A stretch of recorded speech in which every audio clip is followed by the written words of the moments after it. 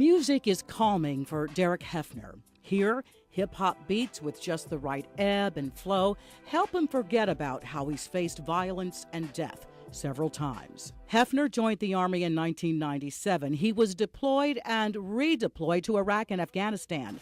A weapons specialist, he provided backup support for Special Forces soldiers. So, yes, I mean, I did see combat more than a few times. Hefner was haunted by what he had seen and what he had done.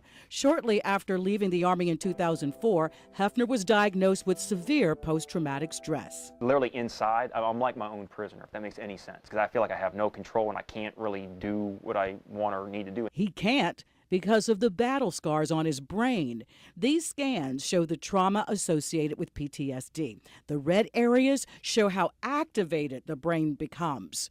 The second brain scan indicates how calmed a patient's brain becomes after successful therapy. Hefner wanted to get better and liked what he was hearing about a powerful tool to treat PTSD. It's called EMDR, Eye Movement Desensitization and Reprocessing Therapy.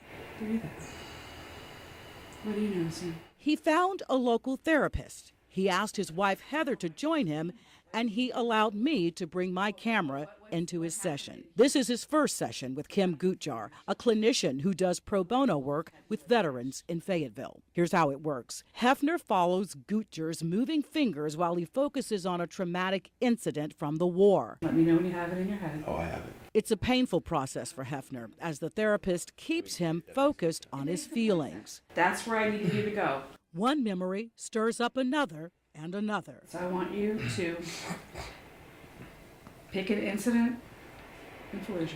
She listens to his memories. Hefner continues to follow her moving fingers for seconds at a time. By the end of a 90-minute session, Gutjahr has guided him to a better self-image. The thought that I hate being me, but I wouldn't want to be anything else popped in, and I just blanked out. As Hefner hears Gutjahr's positive words, the EMDR stimulates both hemispheres of the brain and helps his nervous system reorganize his memories. When a combat vet goes into combat and his buddies die and he gets blown up, the human brain isn't designed to deal with that. And so the information, the emotions, the sights, the smells, the sounds get stored all in one ball. And EMDR forces the brain to process that and make it heal. It's not an overstatement to call EMDR results impressive.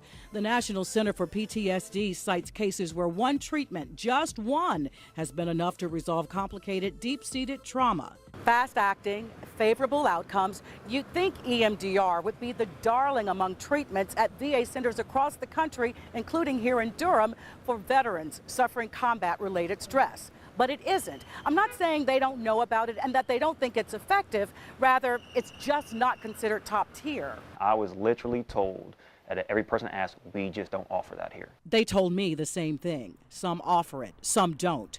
Regional centers aren't completely sold on it, so it's not widely available. I talked with Dr. Harold Cutler, who is a psychiatrist and associate director of the VA's Mid-Atlantic Mental Illness Research and Clinical Center. There simply weren't enough studies done with service members and veterans to show that EMDR was equally effective when it came to treating the problems that come up in war. Rather than argue the status of studies, Gutjahr, herself a veteran and an Army mom, sees it this way. In my opinion, just this one therapist in Fayetteville, I really do believe that if whatever works ought to be available.